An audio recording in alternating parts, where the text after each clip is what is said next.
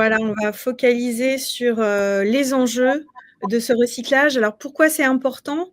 Bon, on le répète, hein, mais c'est pour capitaliser sur les efforts déjà fournis, sur le fait que vous avez fourni beaucoup de qualité dans des tas de contenus qui sont derrière vous déjà, d'ores et déjà, et c'est un vrai capital. Il faut vraiment voir ça comme quelque chose qui n'appartient pas au passé, mais au contraire comme, votre patrimoine, sur lequel vous appuyez pour demain. Donc c'est des choses à réexplorer, à remettre à jour, à revaloriser, à réinterroger, puisque les sujets évoluent, mais les vraies, thématiques clés, elles ne changent pas. C'est quand même assez rare qu'on ait réussi à craquer des choses définitivement quand on est en B2B. Donc l'idée, c'est vraiment de se repencher sur ces questions qui sont souvent evergreen, souvent éternelles, et les remettre au goût du jour. Recycler, ça permet aussi d'éviter ce sentiment super désagréable de courir un petit peu après les trains, éviter de se disperser, conserver son énergie au bon endroit. Et ça peut être guidé par beaucoup de choses, notamment la donnée. Donc j'espère aussi que vous êtes équipés en termes d'outils, d'analytics pour savoir ce qui performe, ce qui suscite l'attention, quels sont les points de chaleur sur les contenus que vous utilisez ou sur les pages que vous avez, afin de savoir là où se trouve vraiment l'intérêt chaud de vos audiences.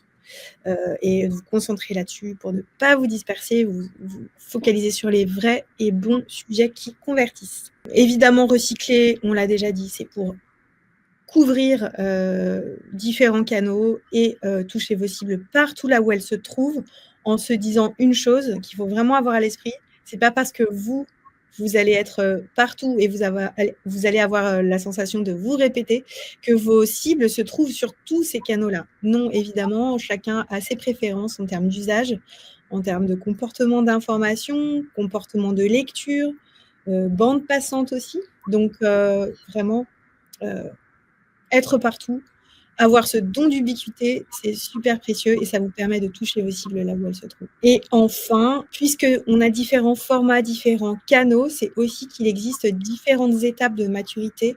Vous avez tous en tête ce tunnel de conversion, d'évangélisation à conversion, fidélisation. Être présent à un instant T sur LinkedIn versus sur une plaquette d'offres commerciales, c'est des temporalités hyper différentes finalement dans la décision d'achat d'un utilisateur. Donc, ça vous permet de recycler, de décliner, de mettre des choses à différents formats, d'être présent à toutes ces étapes-là du funnel, du tunnel de conversion. Donc, c'est essentiel et c'est absolument stratégique. Et on y voit, allez, on va dire 3 bénéfices absolument directs.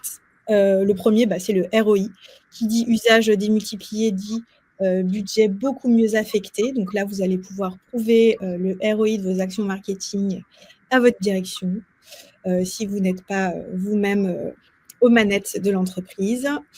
Ça va vous permettre d'avoir ce don d'ubiquité dont je viens de parler, plein de versions sur plusieurs canaux. Voilà, c'est le côté un petit peu Shiva et c'est super, super important pour toucher vos cibles dans cette économie de l'attention. Et puis enfin, donner de l'autorité, donner du thought leadership à votre entreprise, à votre marque, puisque vous maximisez la présence à l'esprit et vous faites accessoirement plaisir à Google et aussi aux IA, aux LLM et aux outils de recherche qui se basent sur l'IA, puisque les critères d'autorité, d'expertise, d'expérience sont super importants. C'est les fameux critères HIT qu'on connaît depuis déjà pas mal d'années sur Google et qui restent très, très vrais. Donc, plus de présence à l'esprit et plus d'autorité. Vous allez capitaliser là-dessus en recyclant vos contenus. Et puis, last but not least, il y a un 4e bénéfice, on va dire indirect, mais qui n'est pas du tout négligeable. Faire mieux avec moins, c'est aussi gagner en temps. Le temps, c'est très précieux par les temps qui courent, en temps et en productivité. Et puis, lutter contre l'épuisement créatif. On ne vous demande pas d'avoir une idée tous les 4 matins. Et pour être bon, il faut aussi être bon dans l'exécution. Donc, une fois de plus, les bons sujets, ils sont éternels et se concentrer sur la façon dont on les adresse, c'est tout aussi important que d'avoir, l'idée, de génie qui a présidé à toute cette production de contenu. Voilà, donc rationalisez vos forces, c'est vraiment, vraiment un conseil qu'on vous donne et c'est un bénéfice indirect du recyclage.